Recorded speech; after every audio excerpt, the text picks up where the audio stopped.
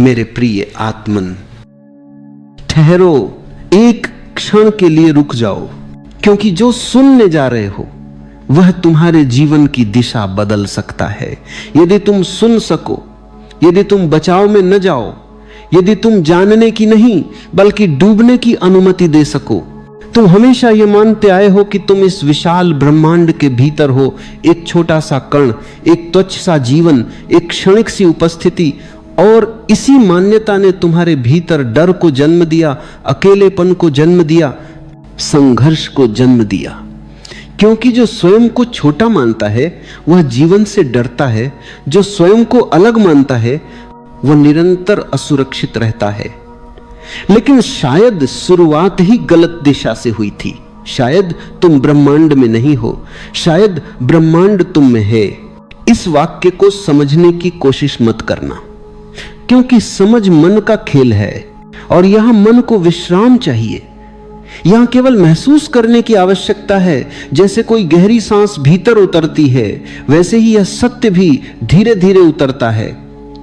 तुम जिस आकाश को बाहर देखते हो वह उतना ही तुम्हारे भीतर फैला हुआ है।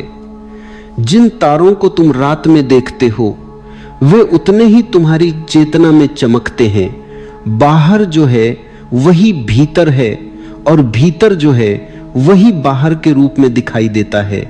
तुम्हें सिखाया गया कि शरीर तुम हो, फिर सिखाया गया कि मन तुम हो, और जब कभी इन दोनों से असंतोष हुआ तो आत्मा का विचार दिया गया। लेकिन कभी यह नहीं कहा गया कि तुम इन सब के साक्षी हो। तुम वह नहीं हो जो बदलता है, तुम वह हो जिसमें सब कुछ बदलता हुआ दिखाई देता है। शरीर बदलता है, मन बदलता है, भाव बदलते हैं, विचार आते जाते, लेकिन जो इन सबको देख रहा है वो नहीं बदलता। वही देखने वाला ब्रह्मांड का केंद्र है, और वो देखने वाला तुम्हारे भीतर नहीं है, वही तुम्हारा वास्तविक स्वरूप है। जब तुम कहते हो मैं यहां हूं, तब तुम स्वयं को एक स्थान में सीमित कर देते हो। लेकिन चेतना का कोई स्थान नहीं होता। वह न भीतर होती है न बाहर, वह केवल होती है। जैसे प्रकाश, जैसे सुगंध, जैसे मौन। और जहां चेतना होती है वहीं ब्रह्मांड प्रकट होता है। ब्रह्मांड कोई वस्तु नहीं है, वह एक अनुभव है, और अनुभव सदैव अनुभवकर्ता में घटता है। तुमने कभी गहराई से देखा है कि तुम संसार को कैसे देखते हो? तुम्हारी आंखें केवल तरंगें पकड़ती हैं, रंग, आकार, गति, पर अर्थ तुम देते हो, सौंदर्य तुम जोड़ते हो, भय तुम पैदा करते हो, प्रेम तुम अनुभव करते हो। संसार वैसा नहीं है जैसा वह है, संसार वैसा है जैसा तुम उसे देखते हो। और यदि देखने वाला बदल जाए तो पूरा ब्रह्मांड बदल जाता है। इसलिए कहा जाता है रूपांतरण संसार का नहीं, देखने वाले का होता है। यही कारण है कि दो व्यक्ति एक ही आकाश को देखते हैं और एक को उसमें रहस्य दिखता है, दूसरे को खालीपन। एक को उसमें शांति मिलती है, दूसरे को अकेलापन। आकाश वही है, तारे वही हैं, फर्क केवल देखने वाले का है। इसलिए प्रश्न ये नहीं कि ब्रह्मांड क्या है, प्रश्न ये है कि तुम कौन हो। जब तुम भीतर की ओर मुड़ते हो तो शुरुआत में केवल शोर मिलता है, विचारों की भीड़, स्मृतियों की गूंज, इच्छाओं का दबाव, भय की परतें, और यहीं से अधिकांश लोग लौट जाते हैं, क्योंकि उन्हें बताया ही नहीं गया कि यह शोर अंतिम नहीं है, यह तो केवल सतह है। जैसे समुद्र की लहरें, यदि कोई साहस करे और गहराई में उतरता चला जाए तो लहरें शांत हो जाती हैं, और जब लहरें शांत होती हैं तब समुद्र स्वयं प्रकट होता है। मौन कोई चीज नहीं है जिसे तुम पैदा करो, मौन तुम्हारा स्वभाव है। विचार आए तो उन्हें रोको मत, विचार जाए तो उन्हें पकड़ो मत, केवल देखते रहो। जैसे आकाश बादलों को देखता है, आकाश न बादल को बुलाता है न भगाता है, वह केवल साक्षी है। और जब तुम भी ऐसे ही साक्षी हो जाते हो तब धीरे धीरे एक अजीब सी शांति उतरने लगती है, बिना कारण, बिना उद्देश्य, बिना प्रयास। उस शांति में पहली बार यह अनुभूति होती है कि तुम अकेले नहीं हो, क्योंकि अकेलापन तभी होता है जब मैं अलग महसूस करता है, जब देखने वाला पिघलने लगता है, तब अलगाव भी पिघलने लगता है, तब भीतर और बाहर की रेखा धुंधली हो जाती है, तब सांस केवल शरीर की नहीं रहती, तब धड़कन केवल दिल की नहीं रहती, तब जीवन एक ही लय में बहता हुआ महसूस होता है। प्रेम भी तब बदल जाता है। प्रेम अब किसी व्यक्ति की ओर नहीं जाता, प्रेम एक बहाव बन जाता है, जैसे खुशबू, जैसे रोशनी। तुम किसी से प्रेम नहीं करते, तुम स्वयं प्रेम बन जाते हो, और तब कोई अपेक्षा नहीं रहती, कोई मांग नहीं रहती, क्योंकि जो स्वयं पूर्ण है वह मांग नहीं करता। और यही प्रेम सबसे स्वतंत्र प्रेम होता है। स्वतंत्रता का अर्थ यह नहीं कि कोई तुम्हें बांध न सके, स्वतंत्रता का अर्थ है भीतर कोई पकड़ न बची हो, क्योंकि असली बंधन बाहर नहीं होते। बाहर की जंजीरें तभी प्रभावी होती हैं जब भीतर जंजीरें मौजूद हों, और भीतर की जंजीरें इच्छाओं से बनती हैं, भय से बनती हैं, पहचान से बनती हैं। जैसे जैसे तुम देखने वाले में टिकते हो, ये जंजीरें ढीली पड़ने लगती हैं। तुमने जीवन को हमेशा भविष्य की ओर धकेला है, कभी कल में, कभी परसों में, कभी किसी लक्ष्य में, और इसी कारण जीवन कभी अभी नहीं घटा। लेकिन ब्रह्मांड भविष्य में नहीं रहता, ब्रह्मांड सदा अभी में होता है। तारे अभी चमकते हैं, हवा अभी बहती है, सांस अभी आती है, और यदि तुम अभी में उतर सको तो तुम ब्रह्मांड के साथ एक हो जाते हो। मृत्यु का भय भी यहीं से पैदा होता है, क्योंकि जो स्वयं को शरीर मानता है वह मृत्यु से डरेगा, जो स्वयं को मन मानता है वह समाप्ति से डरेगा, लेकिन जो स्वयं को देखने वाला जान लेता है उसके लिए मृत्यु केवल दृश्य का बदलना है। देखने वाला कभी नहीं मरता, क्योंकि देखने वाला कभी जन्मा ही नहीं। ये सब कोई दर्शन नहीं है, ये कोई मान्यता नहीं है, ये कोई विश्वास नहीं है, ये केवल देखने की स्पष्टता है। और यह स्पष्टता तब आती है जब तुम जानने की जिद छोड़ देते हो, जब तुम सही गलत के खेल से बाहर आ जाते हो, जब तुम स्वयं को सुधारने की दौड़ छोड़ देते हो और बस हो जाते हो। यही होना ध्यान है, यही होना मौन है, यही होना ब्रह्मांड है।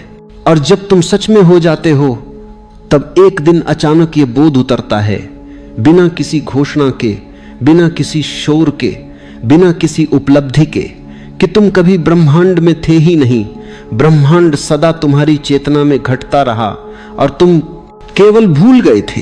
ये भूल कोई अपराध नहीं थी, ये भूल यात्रा का हिस्सा थी, क्योंकि जो खोजता है वही पाता है, और जो खोया हुआ लगता है वही याद आता है।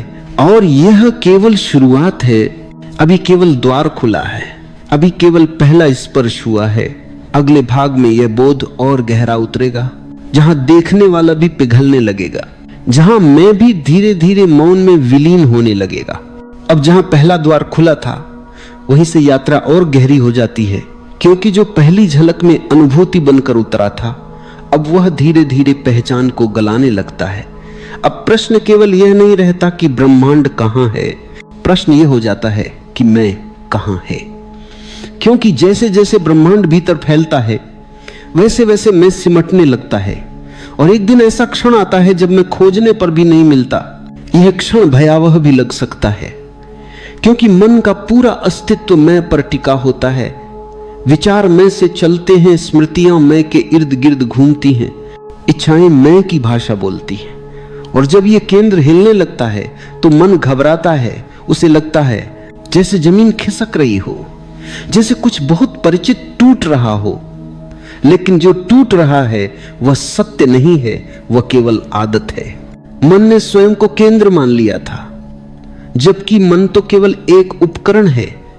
वह स्मृति का संग्रह है, प्रतिक्रियाओं की व्यवस्था है, वह उपयोगी है पर स्वामी नहीं।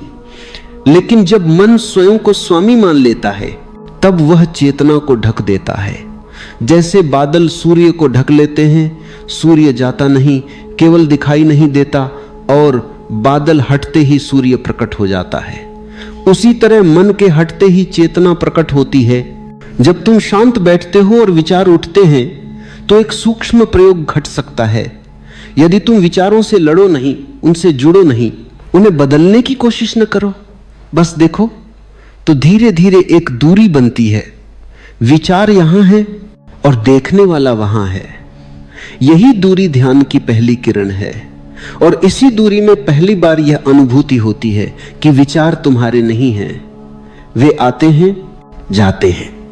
जैसे सड़क पर चलते लोग, सड़क किसी की नहीं होती, वो केवल साक्षी होती है।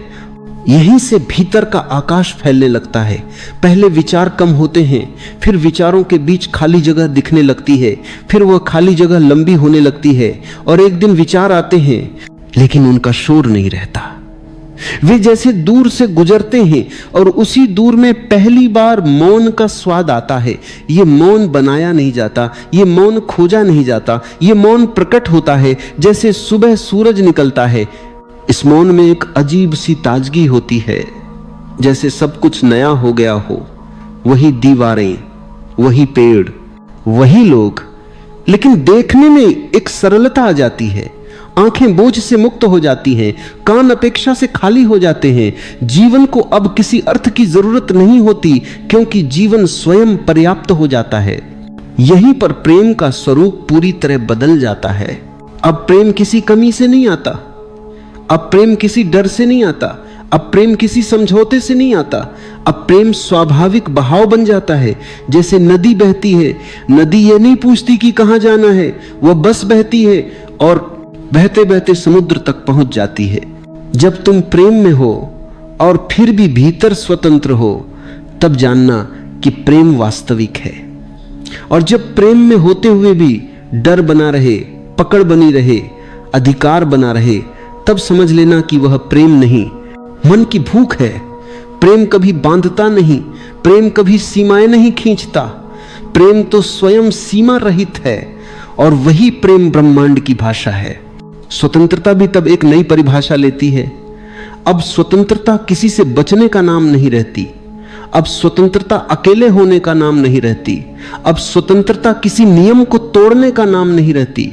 अब स्वतंत्रता होती है भीतर किसी भी स्थिति में स्वयं बने रहना, चाहे भीड़ हो या एकांत, चाहे सुख हो या पीड़ा, चाहे प्रशंसा हो या निंदा, भीतर कोई हिलता नहीं। यही वह बिंदु है जहां जीवन संघर्ष नहीं रहता। समस्याएं आती हैं लेकिन वे समस्या नहीं बनती, परिस्थितियां बदलती हैं लेकिन भीतर कोई प्रतिक्रिया नहीं उठती। जैसे कोई चलचित्र चलता है और देखने वाला शांत बैठा है। दृश्य तीव्र हो सकते हैं, कहानी जटिल हो सकती है, लेकिन देखने वाला अछूता रहता है। यहीं से समय का भ्रम टूटने लगता है। अतीत स्मृति बनकर रह जाता है, भविष्य कल्पना बनकर ढीला पड़ जाता है, और वर्तमान एकमात्र सच्चाई बन जाता है।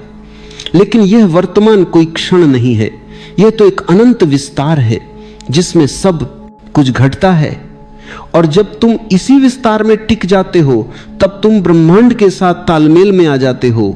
तब सांस केवल सांस नहीं रहती, वह लय बन जाती है। तब चलना केवल चलना नहीं रहता, वह नृत्य बन जाता है। तब बोलना केवल शब्द नहीं रहता, वह ऊर्जा का प्रवाह बन जाता है। और तब मौन भी खाली नहीं रहता, वह भरा हुआ होता है, जीवित होता है, स्पंदित होता है। मृत्यु भी तब एक नई रोशनी में दिखाई देती है। मृत्यु अब अंत नहीं लगती, मृत्यु अब शत्रु नहीं लगती।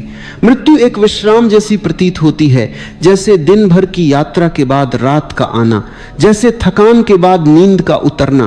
क्योंकि जो चेतना है वो कहीं जाती नहीं, वो केवल रूप बदलती है, दृश्य बदलता है, देखने वाला नहीं। और धीरे धीरे यह बोध गहरा होता जाता है कि तुम कोई केंद्र नहीं हो, तुम कोई सीमा नहीं हो, तुम कोई कहानी नहीं हो। तुम वह खुलापन हो जिसमें सारी कहानियां घटती हैं। तुम वह आकाश हो जिसमें सारे तारे उगते डूबते हैं। तुम वह मौन हो जिसमें सारे शब्द जन्म लेते हैं। यहां कोई उपलब्धि नहीं होती, यहां कोई घोषणा नहीं होती, यहां कोई मैंने पा लिया जैसा भाव नहीं उठता, क्योंकि पाने वाला ही नहीं बचता। और यही सबसे बड़ा संकेत है कि यात्रा सही दिशा में है, जहां अहंकार गायब हो रहा हो, जहां दावा नहीं बचा हो, जहां केवल सरल उपस्थिति रह गई हो। अब जो शेष है वह केवल और गहराई है। अब जो शेष है वह स्वयं का भी विसर्जन है। अब जो शेष है वह क्षण है जहां देखने वाला भी घुलने लगता है। अगले भाग में यही पिघलन और स्पष्ट होगी, जहां साक्षी भी भार बनकर गिरने लगेगा, जहां केवल होना रह जाएगा, बिना नाम, बिना रूप, बिना केंद्र।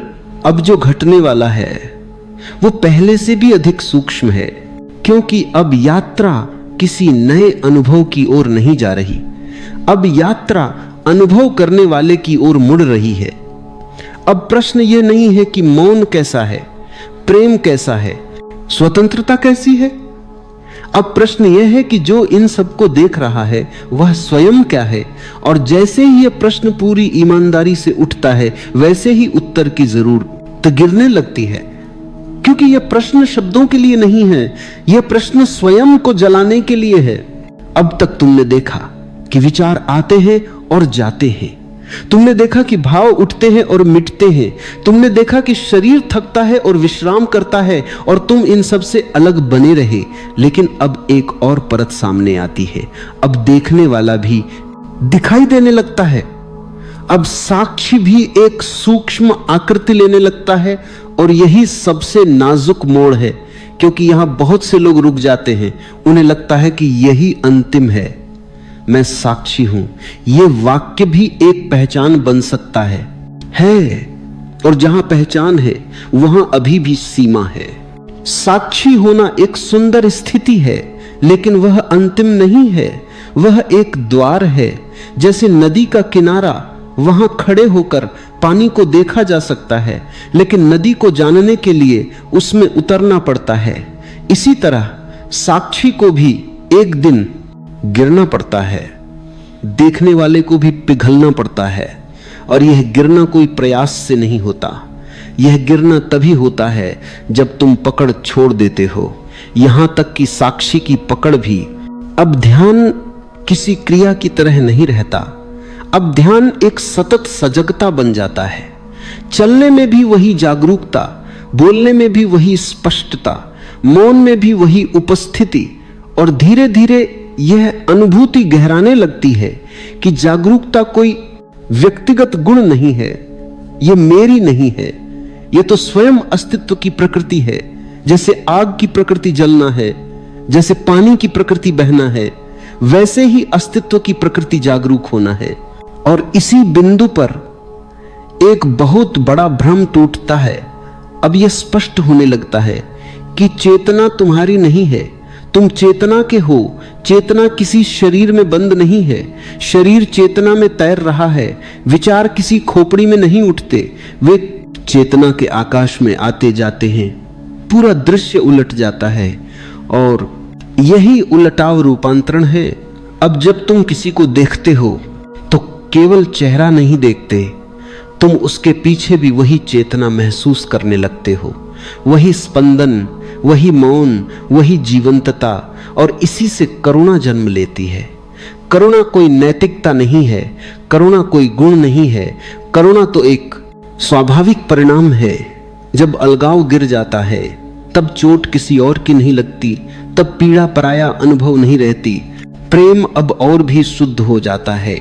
अब प्रेम में आकर्षण नहीं होता, अब प्रेम में चाह नहीं होती, अब प्रेम में डर नहीं होता। अब प्रेम बस होता है, बिना दिशा, बिना लक्ष्य, बिना शर्त।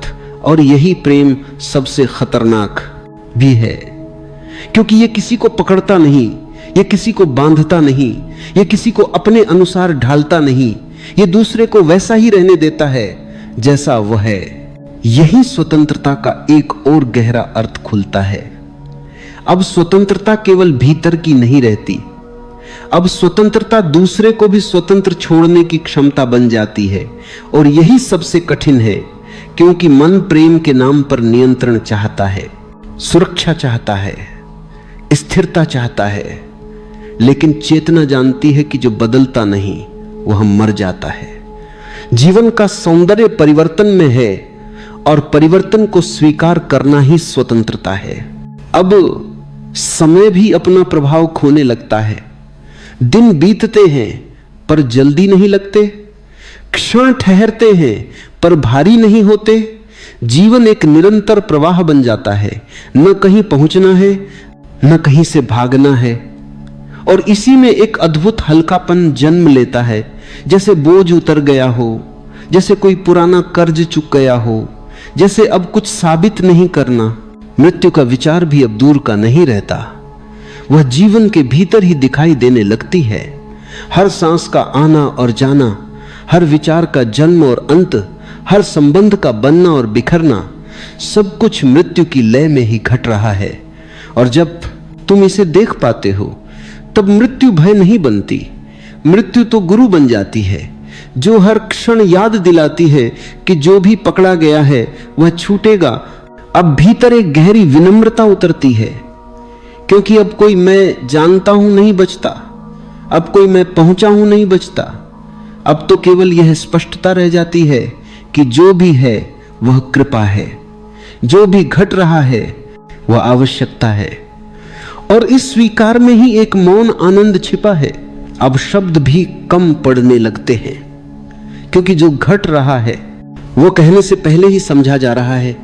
कभी कभी बिना किसी कारण के आंखें भर आती हैं, कभी कभी बिना किसी कारण के हंसी उठती है, कभी कभी बस चुप बैठने का मन करता है और उस चुप्पी में सब कुछ पूरा लगता है। यही वह अवस्था है जहां साधक और साधना के बीच की रेखा मिटने लगती है। अब ध्यान तुम नहीं करते, ध्यान तुम्हें कर रहा है। अब जीवन तुम्हारे अनुसार नहीं चलता, तुम जीवन के अनुसार बहने लगते हो, और इस बहाव में कोई विरोध नहीं होता, कोई संघर्ष नहीं होता, केवल एक गहरी सहमति होती है। अब जो शेष है वह और भी सूक्ष्म है। अब जो शेष है वह अंतिम गिरावट है, जहां साक्षी भी नहीं बचेगा, जहां देखने वाला भी नहीं रहेगा। अगले भाग में वही क्षण और निकट आएगा जहां कुछ भी कहने को नहीं बचेगा और फिर भी सब कुछ प्रकट होगा। अब शब्द भी जैसे धीरे धीरे पीछे हटने लगते हैं, क्योंकि जो क्षेत्र अब खुल रहा है वहां शब्द बोझ बन जाते हैं, वहां समझ भी बोझ बन जाती है, वहां जानना भी एक अवरोध बन सकता है। अब तक जो कुछ कहा गया वह केवल इस बिंदु तक लाने के लिए था। अब यात्रा किसी दिशा में नहीं जा रही, अब यात्रा गिरने की है, अब यात्रा लुप्त होने की है। अब यह स्पष्ट होने लगता है कि अब तक जो मैं देख रहा हूं, जैसा भाव था, वह भी एक सूक्ष्म तरंग था, बहुत महीन, बहुत पवित्र, लेकिन फिर भी तरंग। और जहां तरंग है वहां अभी भी दो हैं देखने वाला और जो देखा जा रहा है। लेकिन सत्य दो नहीं है, सत्य तो अद्वैत है, सत्य तो एक ही है, और वही एक स्वयं को अनेक रूपों में प्रकट करता है। यहीं पर एक अजीब सी असहायता उतरती है, क्योंकि अब करने को कुछ बचता नहीं, ध्यान करने का कोई तरीका नहीं, जागरूक रहने का कोई प्रयास नहीं, यहां तक कि छोड़ने का भी कोई प्रयास नहीं। जो भी प्रयास है वह अहंकार की ही सूक्ष्म चाल है। और इस बिंदु पर केवल एक ही बात घट सकती है, पूर्ण विश्राम। ऐसा विश्राम जिसमें गिरने की भी चिंता नहीं रहती। इस विश्राम में अचानक ये दिखाई देता है कि देखने वाला भी किसी ने बनाया नहीं था, वह भी एक धारणा थी, एक सूक्ष्म केंद्र। और जैसे ही यह समझ बिना शब्दों के उतरती है, वह केंद्र ढहने लगता है।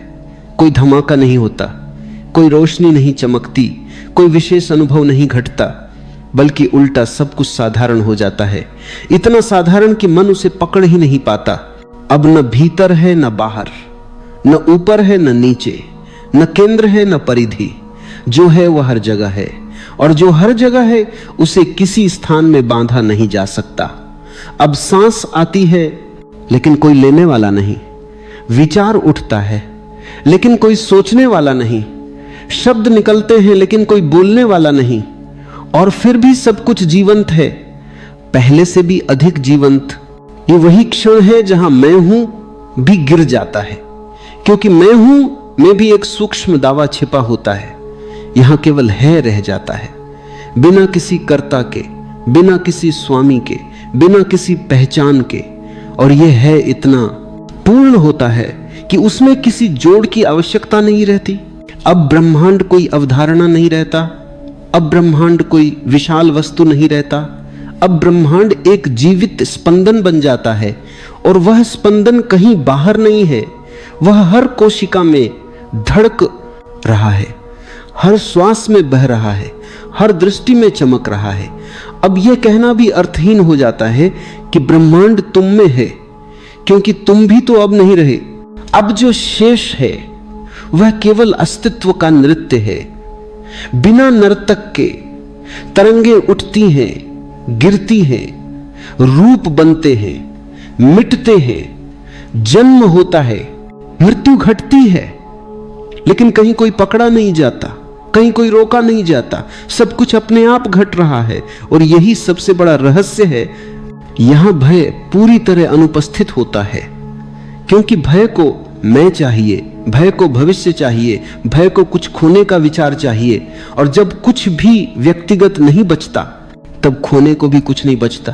तब मृत्यु भी केवल एक परिवर्तन रह जाती है, जैसे बादल का आकार बदलना, जैसे लहर का समुद्र में गिर जाना। यहीं पर करुणा अपने पूर्ण रूप में प्रकट होती है। अब करुणा किसी निर्णय से नहीं आती, अब करुणा किसी विचार से नहीं आती, अब करुणा स्वतः बहती है, क्योंकि अब दूसरा कोई दूसरा नहीं रहा। हर पीड़ा अपनी ही लगती है, हर पीड़ा अपनी ही लगती है, हर पीड़ा अपनी ही लगती है, मुस्कान अपनी ही लगती है। और फिर भी कोई भावुकता नहीं होती, कोई चिपकाव नहीं होता, केवल एक शांत गहरी सहभागिता होती है। अब जीवन को सुधारने की कोई इच्छा नहीं रहती, क्योंकि अब जीवन में कोई कमी दिखाई ही नहीं देती। दुख भी आता है, लेकिन वह शुद्ध होता है, उसमें शिकायत नहीं होती, उसमें प्रतिरोध नहीं होता। सुख भी आता है, लेकिन उसमें पकड़ नहीं होती, उसमें डर नहीं होता, सब कुछ आता जाता है। और यह आना जाना ही जीवन की लय बन जाता है। यह वह बिंदु है जहां खोज पूरी हो जाती है। इसलिए नहीं कि कुछ मिल गया, बल्कि इसलिए कि खोजने वाला ही नहीं बचा। और जब खोजने वाला नहीं रहता, तब जो सदा से उपस्थित था वो अपने आप प्रकट हो जाता है, बिना प्रयास, बिना साधना, बिना किसी मार्ग के। अब मौन भी कोई अनुभव नहीं रहता, मौन तो आधार बन जाता है। शब्द उसी में उठते हैं, विचार उसी में आते जाते हैं, संसार उसी में खेलता है। और ये मौन कहीं अलग नहीं है, ये मौन ही सब कुछ है और सब कुछ ही मौन है। अब यदि कोई पूछे कि सत्य क्या है, तो उत्तर नहीं उठेगा, क्योंकि सत्य कोई उत्तर नहीं है। सत्य तो यह सरल उपस्थिति है, जो अभी है, जो यही है, जो कभी गई ही नहीं थी, केवल देखा नहीं गया था। अब यह भी स्पष्ट हो जाता है कि जो कहा गया वो भी पूरा नहीं है, और जो नहीं कहा गया वही महत्वपूर्ण है। क्योंकि सत्य शब्दों में नहीं समाता, शब्द केवल संकेत कर सकते हैं, उंगली चांद नहीं होती। लेकिन यदि उंगली सही दिशा में हो तो चांद अपने आप दिखाई दे जाता है। अब केवल एक शेष है, कोई अगला कदम नहीं, कोई आगे की यात्रा नहीं, कोई अंतिम लक्ष्य नहीं। और फिर भी जीवन पहले से अधिक गहरा है, पहले से अधिक शांत है, पहले से अधिक जीवंत है। यदि एक और भाग होगा तो वह किसी नई बात के लिए नहीं होगा, वो केवल इसी मौन में और गहरे उतरने के लिए होगा, जहां कुछ भी जोड़ना संभव नहीं और कुछ भी हटाना आवश्यक नहीं। अब कोई यात्रा शेष नहीं बची, क्योंकि यात्रा सदा किसी दूरी को मानकर चलती है। और अब दूरी ही नहीं रही, अब कहीं पहुंचना नहीं है, क्योंकि जो खोजा जा रहा था वह कभी खोया ही नहीं था। केवल दृष्टि उलटी थी, बाहर की ओर मुड़ी हुई, और अब वह दृष्टि स्वयं में विश्राम पा चुकी है। अब चेतना स्वयं को अनुभव नहीं कर रही, क्योंकि अनुभव के लिए भी दो चाहिए।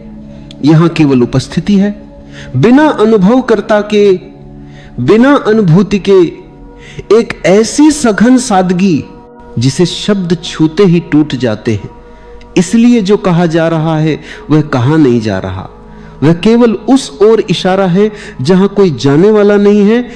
अब जीवन किसी अर्थ की मांग नहीं करता, अर्थ की तलाश मन की बीमारी थी।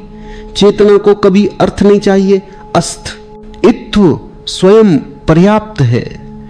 जैसे फूल खिलता है बिना यह पूछे कि क्यों, जैसे नदी बहती है बिना यह जानने की इच्छा के कि कहां, वैसे ही जीवन घटता है और उसी घटने में उसकी पूर्णता है। अब जो पहले मैं जी रहा हूं लगता था, वह भी ढह चुका है। अब जीवन जिया नहीं जा रहा, जीवन हो रहा है। और यह अंतर बहुत गहरा है, क्योंकि जब मैं हट जाता है तब थकान भी हट जाती है, तब बोझ भी हट जाता है, तब जिम्मेदारी भी हल्की हो जाती है, तब हर क्षण सहज हो जाता है। अब प्रेम किसी दिशा में नहीं बहता, प्रेम हर दिशा है। अब प्रेम किसी संबंध में सीमित नहीं, प्रेम संबंधों के आर पार है।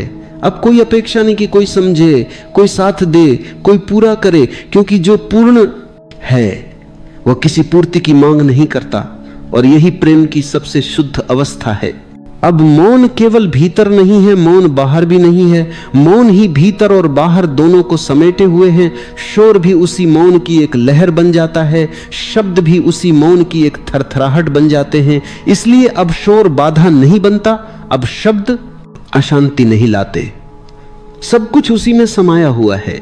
अब स्वतंत्रता किसी विरोध से नहीं आती, अब स्वतंत्रता किसी विद्रोह का परिणाम नहीं है। अब स्वतंत्रता यह स्पष्टता है कि कुछ भी पकड़ने योग्य नहीं है, और जो पकड़ने योग्य नहीं है उसे छोड़ा भी नहीं जा सकता। तब हाथ अपने आप खुल जाते हैं, तब मन अपने आप हल्का हो जाता है। अब समय पूरी तरह पिघल चुका है, न अतीत बोझ है, न भविष्य आकर्षण। स्मृतियां आती हैं पर पहचान नहीं बनती, योजनाएं उठती हैं पर तनाव नहीं लाती। सब कुछ उपयोग में है पर कोई भी चीज मालिक नहीं बनती। यही समय से मुक्ति है। अब मृत्यु का विचार भी शांत हो चुका है, क्योंकि मृत्यु का डर मैं के साथ ही मर गया। अब यह स्पष्ट है कि जो आया था वह जाएगा, और जो कभी आया ही नहीं वह जाएगा का। ऐसे रूप बदलते हैं, दृश्य बदलते हैं, लेकिन जो देख रहा था वह कभी बंधा ही नहीं था। अब करुणा कोई भाव नहीं रही, करुणा अस्तित्व की भाषा बन गई है। किसी को दुख में देखकर कुछ करना पड़े ऐसा नहीं, कुछ अपने आप होता है, बिना सोच के, बिना निर्णय के। जैसे हाथ आग में पड़े व्यक्ति को अपने आप खींच लेता है। यह नैतिकता नहीं, यह एकत्व का स्वाभाविक परिणाम है। अब ज्ञान भी गिर चुका है, क्योंकि ज्ञान भी एक संग्रह था। यहां कोई निष्कर्ष नहीं, कोई सिद्धांत नहीं, कोई अंतिम वाक्य नहीं। यहां केवल यह खुलापन है जो हर क्षण नया है, हर क्षण ताजा है, और इसलिए कभी उबाऊ नहीं। अब यदि कोई पूछे तो क्या यही सत्य है, तो उत्तर मौन होगा, क्योंकि सत्य कोई वस्तु नहीं जिसे बताया जाए। सत्य तो वह है जिसमें प्रश्न उठता है और उसी में विलीन हो जाता है। अब यदि कोई पूछे तो क्या यही ब्रह्मांड है, तो भी कोई उत्तर नहीं, क्योंकि ब्रह्मांड अब कोई नाम नहीं, अब जो है वही है। और यहीं ये स्पष्ट हो जाता है कि प्रारंभ में जो कहा गया था वह केवल संकेत था कि तुम ब्रह्मांड में नहीं हो, ब्रह्मांड तुम में है। अब ये कथन भी गिर चुका है, क्योंकि अब न तुम बचे हो न ब्रह्मांड अलग।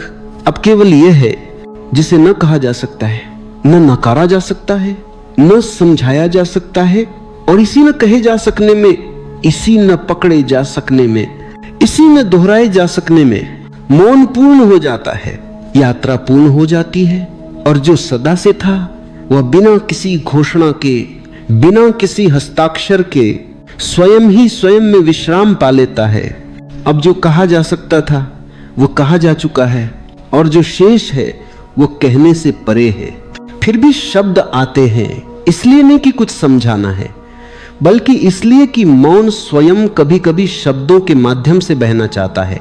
जैसे बादल बरसना चाहता है, जैसे फूल सुगंध फैलाना चाहता है। ये कहना नहीं है, ये घटित होना है। अब ये भी स्पष्ट हो जाता है कि ये कोई अवस्था नहीं है जिसे पकड़ा जाए, क्योंकि जो पकड़ा जा सकता है वह छूट भी सकता है। यह कोई ऊंचाई नहीं है जहां गिरने का डर हो, यह कोई उपलब्धि नहीं है जिसे खोने की चिंता हो। यह तो वह जमीन है जो सदा से थी, जिस पर खड़े होकर तुम भटकते रहे और जिसे कभी देखा ही नहीं। अब जो पहले अनुभव लगता था वो भी साधारण हो गया है, क्योंकि असाधारण अनुभव मन को आकर्षित करते हैं, और यहां मन का कोई आकर्षण शेष नहीं। अब साधारण ही दिव्य है, सांस का आना दिव्य है, आंख का झपकना दिव्य है, चुपचाप बैठना दिव्य है, क्योंकि अब देखने वाला अलग नहीं है।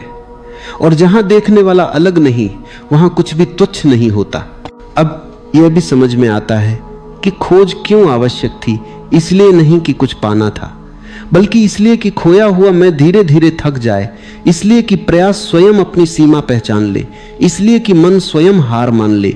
और जब मन हार मानता है तभी सत्य प्रकट होता है, क्योंकि सत्य कभी जीता नहीं जा सकता, उसे केवल अनुमति दी जा सकती है। अब जीवन में कोई भी अनुभव अंतिम नहीं लगता।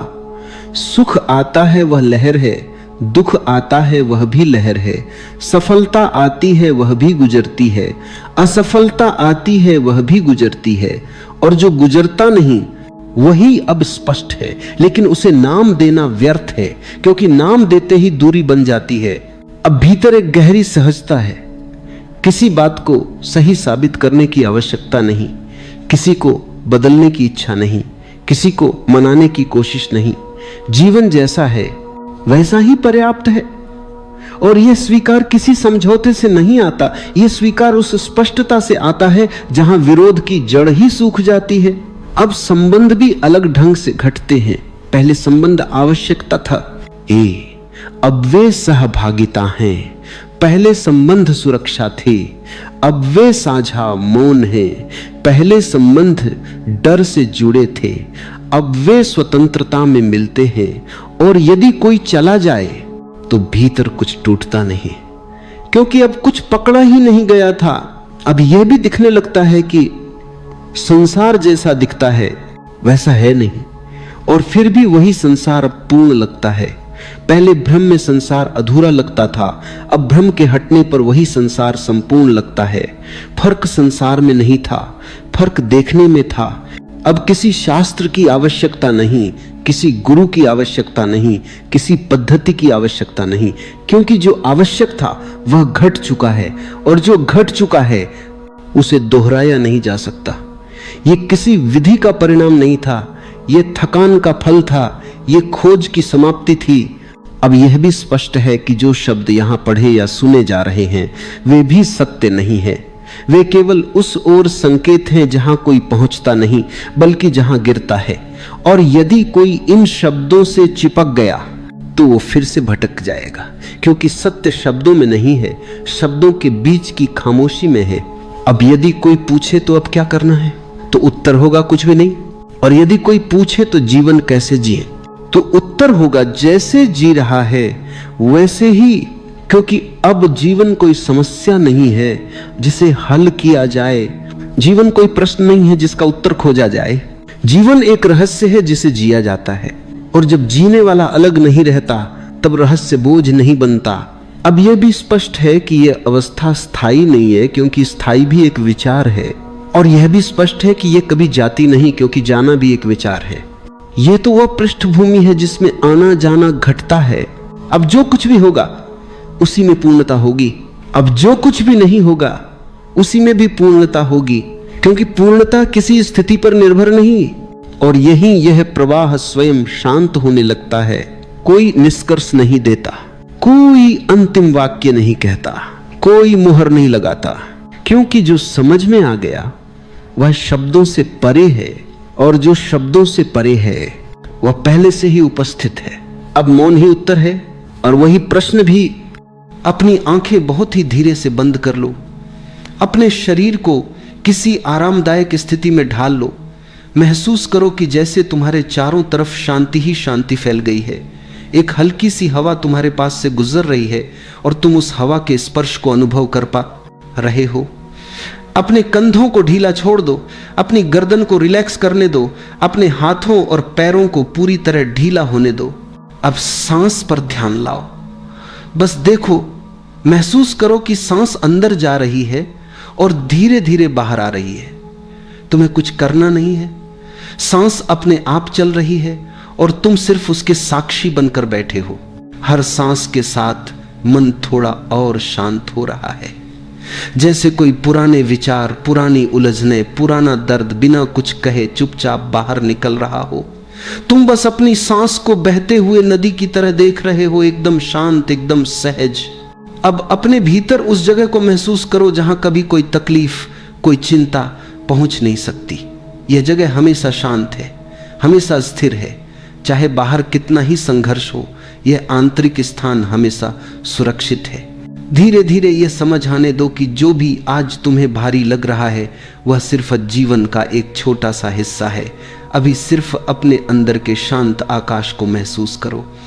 विचार बादलों की तरह आते हैं और चले जाते हैं, लेकिन तुम वह आकाश हो जो हमेशा वैसा ही रहता है, अडूल, स्थिर, शांत। सांस लंबी लो और छोड़ दो। हर सांस के साथ एक संदेश अपने अंदर उतरने दो कि जीवन बदल रहा है, कुछ भी स्थायी नहीं। आज का दुख कल की सुबह में मिट जाएगा। अब कुछ पल बस बैठो और अपनी सांस की लय में खो जाओ। सांस अंदर शांति, सांस बाहर छोड़ देना। तुम भीतर से हल्के होते जा रहे हो। अब धीरे से अपने दिल के पास एक हल्की सी गर्माहट महसूस करो। ये उम्मीद की गर्माहट है, ये भरोसे की गर्माहट है। ये विस्पर करती है कि चाहे आज कितना भी कठिन हो, कल नया है, ताजा है, उजाला है। थोड़ी देर और इस अनुभव में रहो। यही है पहली अवस्था, शांति की शुरुआत, उम्मीद का द्वार। जब यह समझ धीरे धीरे भीतर उतरने लगती है कि ब्रह्मांड कोई दूर बैठी शक्ति नहीं बल्कि तुम्हारी ही चेतना का विस्तार है, तब जीवन देखने का ढंग बदल जाता है। तब घटनाएं सिर्फ घटनाएं नहीं रहती, वे संदेश बन जाती हैं। तब सुख केवल सुख नहीं रहता और दुख केवल दुख नहीं रहता, दोनों ही जागरण के साधन बन जाते हैं। जो जागा हुआ है वह जानता है कि ब्रह्मांड विरोध में नहीं, प्रशिक्षण में है। हर अनुभव तुम्हें परिपक्व करने के लिए है, न कि दंड देने के लिए। और जैसे जैसे यह दृष्टि स्पष्ट होती जाती है, वैसे वैसे भीतर एक गहरा भरोसा जन्म लेता है, बिना किसी तर्क के, बिना किसी शर्त के। तुम्हें डर इसलिए लगता है क्योंकि तुम परिणाम से जुड़े हो। ब्रह्मांड से जुड़ने का अर्थ है परिणाम से मुक्त होना।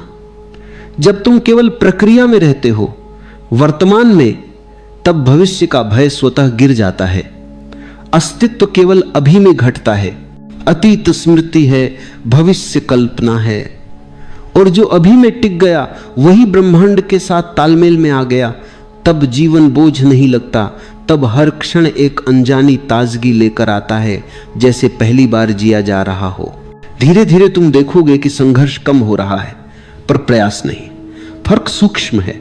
संघर्ष में हिंसा होती है, प्रयास में प्रेम होता है।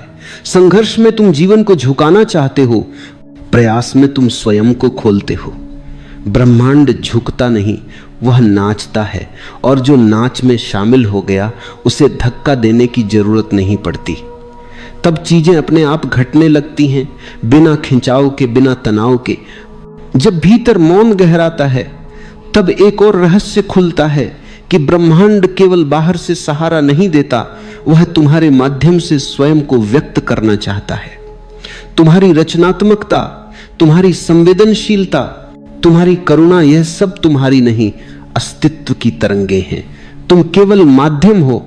जैसे बांसुरी स्वयं कुछ नहीं बजाती, पर जब खाली होती है तो संगीत बहने लगता है।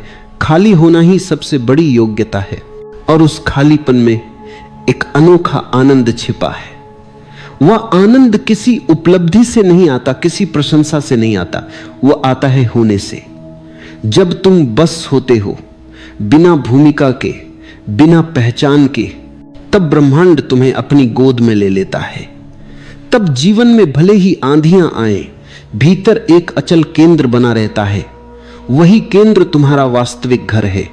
याद रखो, ब्रह्मांड को पाने की कोई विधि नहीं है, क्योंकि तुम उससे अलग हो ही नहीं। केवल भूल है जिसे याद करना है, और ये याद तब आती है जब तुम कुछ नहीं करते, बस जागते हो। उसी जागरण में, उसी शांति में वही सत्य धीरे धीरे स्पष्ट हो जाता है कि ब्रह्मांड हमेशा तुम्हारे साथ था, है और रहेगा। और उसे महसूस करने के लिए केवल एक चीज चाहिए, तुम्हारी उपस्थित चेतना। मनुष्य का सबसे बड़ा खजाना बाहर कहीं नहीं है। ना धन है, ना सत्ता है, ना ही कोई दौलत। मनुष्य का असली खजाना है चाहना। चाहना क्या है? चाहना है भीतर उठने वाली आग। चाहना है वह पुकार जो आत्मा की गहराइयों से उठती है। चाहना है वह बीज जिसमें भविष्य का संपूर्ण वृक्ष छिपा हुआ है। तुम देखो, मनुष्य भूखा रह सकता है। कई बार लोग तपस्या में, साधना में भूख प्यास सह लेते हैं। मनुष्य प्यासा रह सकता है। रेगिस्तान में महीनों भटक जाता है, बिना पानी के भी किसी तरह जी लेता है। लेकिन अगर मनुष्य के भीतर चाहना ही ना रहे तो जीवन रुक जाता है। जीवन का सार ही चाह है। जो चाहेगा नहीं वह जिएगा कैसे? जीवन तो आंदोलन है, और आंदोलन की जड़ है इच्छा, चाह, आकांक्षा। एक छोटा बच्चा जब जन्म लेता है तो रोता है। क्यों रोता है? क्योंकि वह चाहता है कि कोई उसे गोद में उठाए, उसे सुरक्षा दे, उसे दूध पिलाए। जन्म के पहले क्षण से लेकर मृत्यु तक मनुष्य का पूरा सफर चाह से बुना हुआ है। तुम चाहो तो समझो, पेड़ की जड़ें मिट्टी से चिपकी रहती हैं। क्यों? क्योंकि वे चाहती हैं कि पानी मिले, जीवन मिले। सूरज की ओर हर पौधा मुड़ता है। क्यों? क्योंकि वह प्रकाश चाहता है, ऊर्जा चाहता है। नदी बहती है सागर की ओर। क्यों? क्योंकि उसकी चाह है समर्पण की, मिल जाने की। और मनुष्य की चाह और भी गहरी है। वह केवल रोटी, पानी, मकान पर नहीं रुकती। मनुष्य अनंत चाहता है। वह चाहता है प्रेम, चाहता है स्वतंत्रता, चाहता है सत्य। कभी वह ईश्वर की खोज में निकलता है, कभी ध्यान की ओर, कभी मुक्ति की ओर। इसलिए मैं कहता हूं, मनुष्य की सबसे बड़ी शक्ति है चाह। लेकिन ध्यान रखना, यह चाह दो तरह की होती है। एक चाह सतही है, बाहर से उधार ली हुई। तुम्हारे माता पिता ने कहा कि डॉक्टर बनो तो तुमने चाह लिया। समाज ने कहा कि अमीर बनो तो तुमने चाह लिया। भीड़ ने कहा कि डॉक्टर बनो तो तुमने चाह लिया। हां, कि नाम कमाओ तो तुमने चाह लिया। यह चाह सच्ची नहीं होती, यह बस बोझ है। ऐसी चाह पूरी हो भी जाए तो सुख नहीं मिलता। और दूसरी चाह होती है भीतर से उठने वाली, आत्मा की गहराई से जन्मी हुई। यह चाह कोई सिखाता नहीं, यह तुम्हारे मौलिक अस्तित्व से निकलती है। यही तुम्हारी असली शक्ति है। गौतम बुद्ध को राजमहल की हर सुविधा थी, लेकिन भीतर एक चाह उठी सत्य की खोज की। यह चाह इतनी प्रबल थी कि उन्होंने सब कुछ छोड़ दिया, और वही चाह उन्हें बोधि वृक्ष के नीचे ले गई, जहां उन्हें ज्ञान मिला। कबीर को देखो, वे बुनकर थे, साधारण जीवन जी रहे थे, लेकिन भीतर से चाह उठी ईश्वर के साक्षात्कार की, और वही चाह उनकी कविताओं में, उनके भजनों में फूट पड़ी।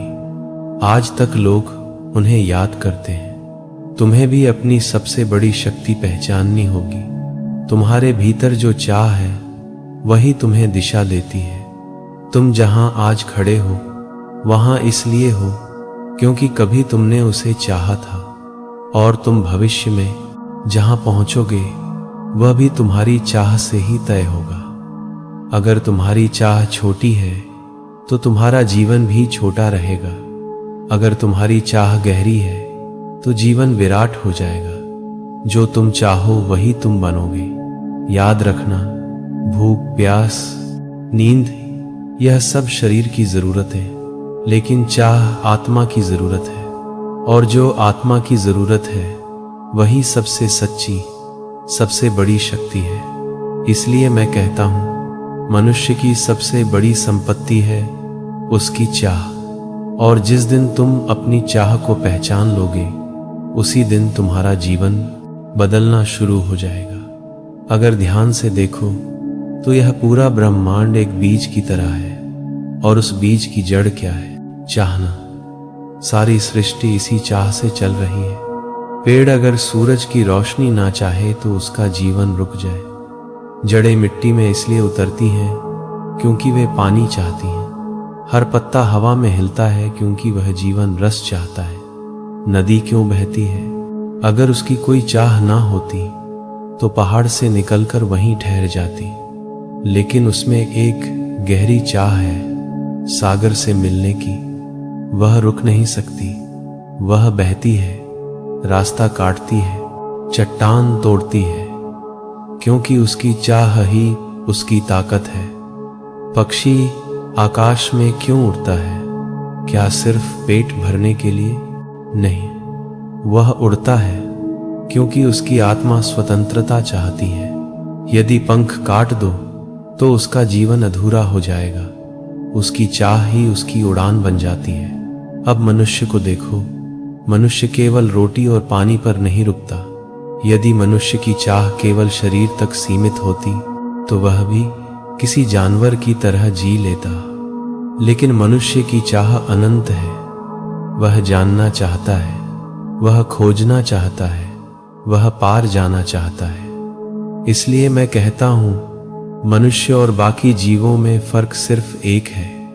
बाकियों की चाह सीमित है, मनुष्य की चाह असीम है। तुम सोचो, अगर कोई पशु है तो उसकी चाह भूख मिटाना है, प्रजनन करना है, सुरक्षित रहना है। लेकिन मनुष्य वह तारों तक पहुंच जाना चाहता है, वह चांद पर उतरना चाहता है, वह ईश्वर को खोजना चाहता है, वह अमर होना चाहता है। और यही चाह उसे सृष्टि की सबसे अद्भुत रचना बनाती है। ध्यान से समझो, चाहना ही सृजन की शक्ति है। आज जो भी तुम्हारे चारों ओर है, यह मकान, यह सड़कें, यह मंदिर, यह कला, यह संगीत, सब पहले किसी की चाह थी। किसी ने चाहा कि आकाश में उड़ना है तो हवाई जहाज बना। किसी ने चाहा कि अंधकार को मिटाना है तो बिजली आई। किसी ने चाहा कि सत्य को जानना है तो ध्यान की राह बनी। हर आविष्कार, हर खोज, हर आध्यात्मिक अनुभव, सबकी जड़ एक ही है, चाह। तुम देखो, यदि चाह ही ना होती तो यह सृष्टि कभी प्रकट ना होती। ईश्वर ने भी सृष्टि इसलिए बनाई क्योंकि उसके भीतर भी एक चाह उठी, अभिव्यक्ति की, सृजन की, अनुभव की। वह एक से अनेक होना चाहता था। इसलिए मैं कहता हूं, चाह बीज है और इस बीज से पूरी सृष्टि फैली है। मनुष्य जब चाहना बंद कर देता है तो समझ लो कि उसका जीवन रुक गया है। जिस दिन चाह मर जाती है उस दिन जीवन भी मर जाता है, भले ही शरीर चलता रहे। इसलिए ध्यान रखना, तुम्हारी चाह कितनी बड़ी है यह तय करता है कि तुम्हारा जीवन कितना बड़ा होगा। यदि तुम्हारी चाह छोटी है तो जीवन भी छोटा रहेगा। यदि चाह गहरी है, विराट है, तो जीवन भी विराट बन जाएगा। जैसे नदी की चाह उसे सागर तक ले जाती है, वैसे ही तुम्हारी चाह तुम्हें तुम्हारे परम लक्ष्य तक ले जाएगी। समझ लो, चाहना ही सृष्टि की जड़ है। और जिस दिन तुम अपनी चाह को पहचान लोगे, उस दिन तुम समझ जाओगे कि तुम्हारे भीतर भी पूरा ब्रह्मांड छिपा है। यह ब्रह्मांड बहुत रहस्यमय है। हम सोचते हैं कि हम अकेले हैं, हमारी चाह अकेली है। लेकिन सच यह है कि जैसे ही तुम्हारे भीतर कोई गहरी चाह जन्म लेती है, पूरा अस्तित्व उसे पूरा करने के लिए हरकत में आ जाता है। तुमने सुना होगा, जब शिष्य तैयार होता है, गुरु प्रकट हो जाता है। यह कोई कविता मात्र नहीं है, यह एक बहुत बड़ा नियम है। इसका अर्थ है कि जब तुम्हारे भीतर गहराई से कोई चाह परिपक्व हो जाती है तो ब्रह्मांड उसकी पूर्ति के लिए सब व्यवस्था करता है। यदि तुम भीतर से किसी सच्चाई की प्यास से जल रहे हो तो तुम जहां भी जाओगे तुम्हारे सामने कोई ना कोई रास्ता खुल जाएगा। तुम जिस चीज को अपनी आत्मा से चाहोगे वह धीरे धीरे तुम्हारे जीवन की ओर खींचने लगेगी। यह वैसा ही है जैसे तुम चुंबक हो। तुम्हारे विचार, तुम्हारी भावनाएं, तुम्हारी इच्छाएं, यह सब ऊर्जाएं हैं और ऊर्जा का स्वभाव है आकर्षित करना। तुम भीतर जो भी बोओगे वही बाहर की दुनिया में खींच कर आएगा। यदि तुम हर समय यही सोचते हो कि मैं दुखी हूं, मैं असफल हूं, मैं कुछ नहीं कर सकता, तो धीरे धीरे परिस्थितियां भी वैसी ही बनने लगेंगी, क्योंकि तुम हारी ऊर्जा उसी दिशा में फैल रही है और ब्रह्मांड वही वापस लौट आ रहा है। लेकिन यदि तुम भीतर यह अनुभव करते हो कि मैं आनंद हूं, मैं प्रेम हूं, मैं सफलता हूं, तो यह अनुभूति तुम्हें वैसे ही अवसर, वैसे ही लोग, वैसे ही परिस्थितियां आकर्षित करके लाएगी। याद रखना, ब्रह्मांड निष्पक्ष है।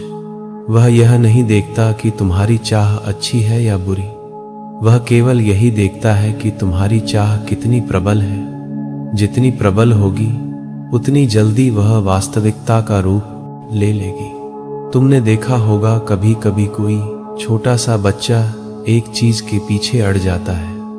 वह रोता है, चिल्लाता है, जिद करता है और अंततः परिवार हार मान लेता है। ऐसा क्यों होता है? क्योंकि उसकी चाह इतनी साफ, इतनी स्पष्ट, इतनी सशक्त होती है कि सबको झुकना पड़ता है। ठीक यही नियम जीवन में काम करता है। अगर तुम्हारी चाह साफ है, गहरी है और उस पर तुम्हारा विश्वास है, तो पूरा ब्रह्मांड भी तुम्हारे सामने झुक जाएगा। गौतम बुद्ध को देखो, उनके भीतर एक ही चाह थी, सत्य की खोज। उनकी यह चाह इतनी गहरी थी कि उन्होंने सब कुछ त्याग दिया और अंततः अस्तित्व ने उन्हें वही दिया जो वे चाहते थे। रामकृष्ण परमहंस को देखो, उनकी चाह केवल मां काली के दर्शन की थी और वह चाह इतनी प्रबल थी कि मूर्ति में भी देवी सजीव हो उठी। यह नियम है, चमत्कार नहीं। तुम्हारी चाह तुम्हारी वास्तविकता बन जाती है। लेकिन ध्यान रखना, यह तभी होता है जब चाह सत ही ना होकर आत्मा से उठी हो। सिर्फ जबान से चाहने से कुछ नहीं होता, सिर्फ कल्पना करने से कुछ नहीं बदलता। जब चाह हृदय की गहराई से उठे, जब वह तुम्हारे रक्त में, तुम्हारी सांसों में समा जाए, तब ब्रह्मांड उसे नकार ही नहीं सकता। याद रखो, जैसा चाहोगे वैसा पाओगे। तुम्हारे भीतर की चाह ही तुम्हारे बाहर की दुनिया को आकार देती है। यदि तुम प्रकाश चाहोगे तो प्रकाश मिलेगा, यदि तुम अंधकार चाहोगे तो अंधकार ही मिलेगा। अस्तित्व हमेशा तुम्हारे साथ है। तुम्हारा काम सिर्फ इतना है कि अपनी चाह को साफ करो, गहरा करो और उस पर विश्वास रखो। फिर देखो जीवन कैसे बदलता है। जीवन वैसा नहीं है जैसा तुम्हारे बाहर दिखाई देता है। जीवन वैसा है जैसा तुम भीतर से उसे सोचते हो, कल्पना करते हो और मानते हो। तुम्हारी चाह और तुम्हारी कल्पना मिलकर तुम्हारे जीवन की तस्वीर बनाते हैं। तुम देखो, हर दिन तुम्हारे भीतर हजारों विचार आते हैं। हर विचार एक बीज की तरह है। अगर तुम बार बार यही दोहराते हो कि मैं दुखी हूं, मैं असफल हूं, मैं किसी काम का नहीं हूं, तो तुम अपने ही जीवन में यह बीज बो रहे हो। और जब यह बीज पनपेंगे तो तुम्हें वैसी ही परिस्थितियां, वैसा ही वातावरण मिलेगा जो तुम्हारे विचारों से मेल खाता है। मन बहुत ताकतवर है।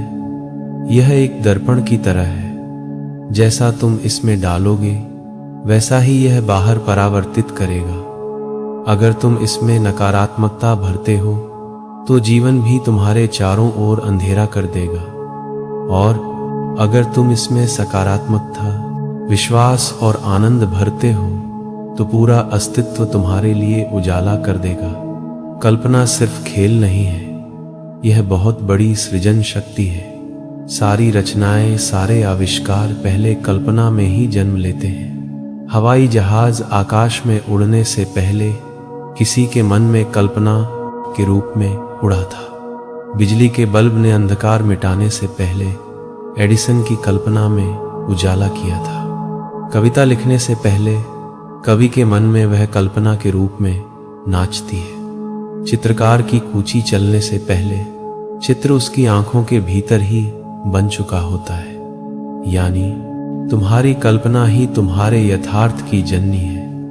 लेकिन समस्या यह है कि लोग इसे समझते नहीं। वे अपनी कल्पना का उपयोग चिंता, भय और नकारात्मक सोच में करते हैं। कोई सोचता है कहीं असफल ना हो जाऊं, कोई सोचता है लोग क्या कहेंगे, कोई कल्पना करता है भविष्य अंधकारमय है, और फिर वे हैरान होते हैं कि जीवन कठिन क्यों है। लेकिन वे भूल जाते हैं कि उन्होंने खुद ही यह तस्वीर बनाई थी।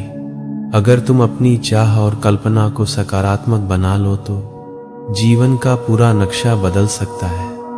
अगर तुम हर सुबह यह महसूस करो कि मैं आनंद हूँ, मैं प्रेम हूँ, मैं सफलता हूँ, मैं संपूर्ण हूँ, तो धीरे धीरे तुम्हारे भीतर की ऊर्जा बदल जाएगी।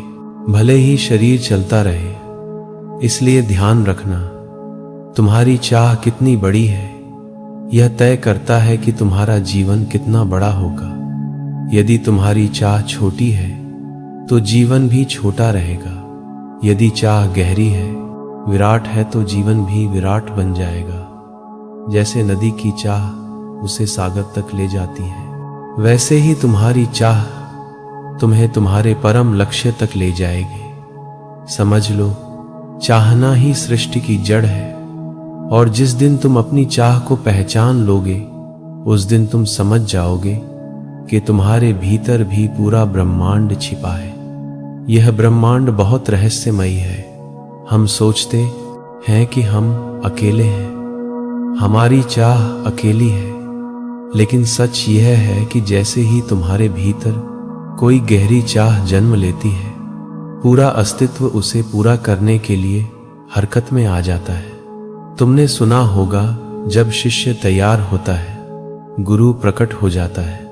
यह कोई कविता मात्र नहीं है, यह एक बहुत बड़ा नियम है। इसका अर्थ है कि जब तुम्हारे भीतर गहराई से कोई चाह परिपक्व हो जाती है, तो ब्रह्मांड उसकी पूर्ति के लिए सब व्यवस्था करता है।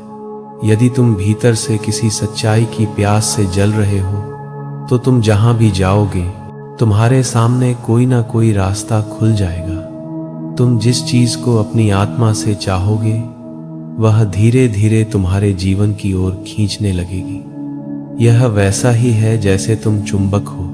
तुम्हारे विचार, तुम्हारी भावनाएं, तुम्हारी इच्छाएं, यह सब ऊर्जाएं हैं, और ऊर्जा का स्वभाव है आकर्षित करना।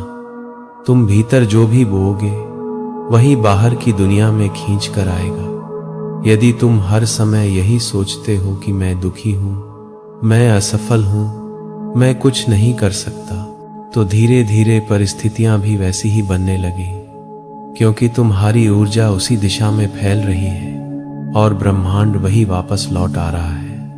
लेकिन यदि तुम भीतर यह अनुभव करते हो कि मैं आनंद हूं, मैं प्रेम हूं, मैं सफलता हूं, तो यह अनुभूति तुम्हें वैसे ही अवसर, वैसे ही लोग, वैसे ही परिस्थितियां आकर्षित करके लाएगी। याद रखना, ब्रह्मांड निष्पक्ष है। वह यह नहीं देखता कि तुम्हारी चाह अच्छी है या बुरी। वह केवल यही देखता है कि तुम्हारी चाह कितनी प्रबल है। जितनी प्रबल होगी, उतनी जल्दी वह वास्तविकता का रूप ले लेगी। तुमने देखा होगा, कभी कभी कोई छोटा सा बच्चा एक चीज के पीछे अड़ जाता है। वह रोता है, चिल्लाता है, जिद करता है और अंततः परिवार हार मान लेता है। ऐसा क्यों होता है? क्योंकि उसकी चाह इतनी साफ, इतनी स्पष्ट, इतनी सशक्त होती है कि सबको झुकना पड़ता है। ठीक यही नियम जीवन में काम करता है। अगर तुम्हारी चाह साफ है, गहरी है और उस पर तुम्हारा विश्वास है, तो पूरा ब्रह्मांड भी तुम्हारे सामने झुक जाएगा।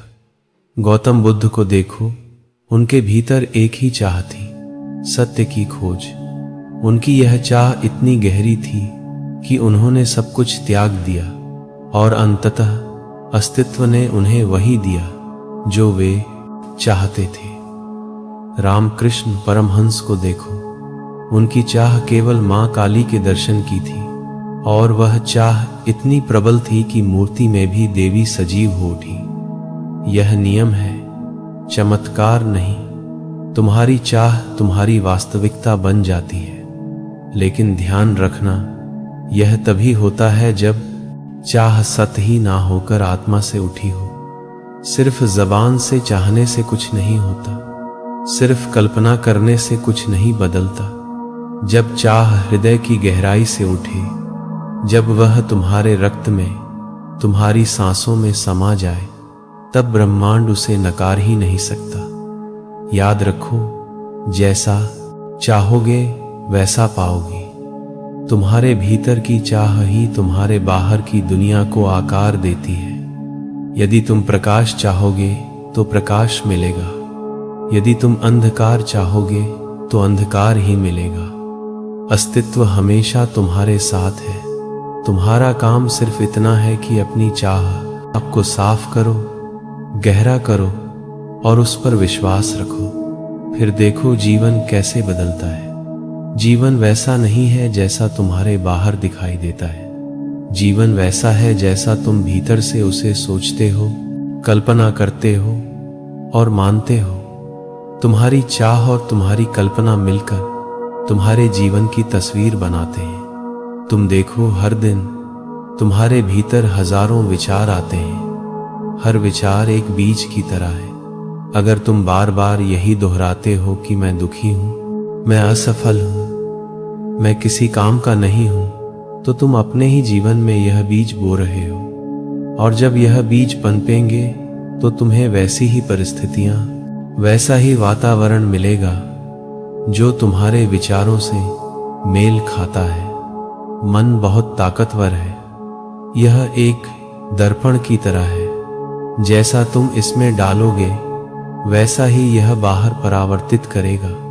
अगर तुम इसमें नकारात्मकता भरते हो तो जीवन भी तुम्हारे चारों ओर अंधेरा कर देगा। अगर तुम इसमें सकारात्मकता, विश्वास और आनंद भरते हो तो पूरा अस्तित्व तुम्हारे लिए उजाला कर देगा। कल्पना सिर्फ खेल नहीं है, यह बहुत बड़ी सृजन शक्ति है। सारी रचनाएं, सारे आविष्कार पहले कल्पना में ही जन्म लेते हैं। हवाई जहाज आकाश में उड़ने से पहले किसी के मन में कल्पना के रूप में उड़ा था। बिजली के बल्ब ने अंधकार मिटाने से पहले एडिसन की कल्पना में उजाला किया था। कविता लिखने से पहले कवि के मन में वह कल्पना के रूप में नाचती है। चित्रकार की कूची चलने से पहले चित्र उसकी आंखों के भीतर ही बन चुका होता है। यानी तुम्हारी कल्पना ही तुम्हारे यथार्थ की जननी है। लेकिन समस्या यह है कि लोग इसे समझते नहीं। वे अपनी कल्पना का उपयोग चिंता, भय और नकारात्मक सोच में करते हैं। कोई सोचता है कहीं असफल ना हो जाऊं, कोई सोचता है लोग क्या कहेंगे, कोई कल्पना करता है भविष्य अंधकारमय है। और फिर वे हैरान होते हैं कि जीवन कठिन क्यों है। लेकिन वे भूल जाते हैं कि उन्होंने खुद ही यह तस्वीर बनाई थी। अगर तुम अपनी चाह और कल्पना को सकारात्मक बना लो तो जीवन का पूरा नक्शा बदल सकता है।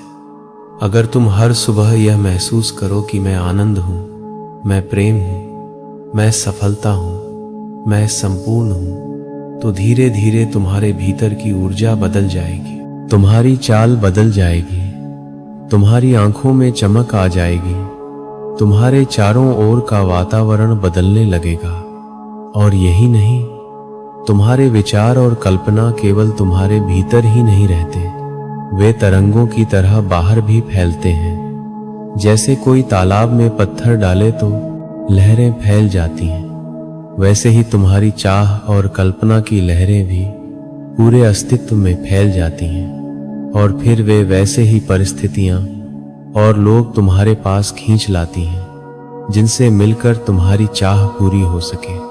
इसलिए याद रखो, तुम जो सोचते हो वैसा ही बनने लगते हो। मन एक सृजन का उपकरण है। अगर इसे सजग होकर इस्तेमाल करो तो यह तुम्हें ऊंचाइयों पर पहुंचा सकता है, और अगर इसे अचेतन होकर चलने दो तो यह तुम्हें गहरी खाई में गिरा सकता है। अपनी चाह को साफ करो और अपनी कल्पना को ऊंचाई दो। अपने भीतर यह भाव भरो कि मैं ईश्वर का अंश हूँ, मैं शांति और प्रेम का स्रोत हूँ, मैं जो चाहूँ उसे रच सकता हूँ। फिर देखना ब्रह्मांड तुम्हारे सामने अपने सारे द्वार खोल देगा। जो तुम कल्पना करोगे वही धीरे धीरे तुम्हारी सच्चाई बन जाएगा। सिर्फ चाह लेना ही पर्याप्त नहीं है। चाहना बीज है, लेकिन बीज को फल बनने के लिए कर्म का सहारा चाहिए। बीज को मिट्टी चाहिए, पानी चाहिए, धूप चाहिए। अगर तुम बीज बोकर बैठ जाओ और कहो कि अब वृक्ष अपने आप उग जाएगा तो यह अज्ञान है। चाहना पहला कदम है, लेकिन दूसरा कदम है कर्म। दोनों का मेल ही जीवन को पूर्ण बनाता है।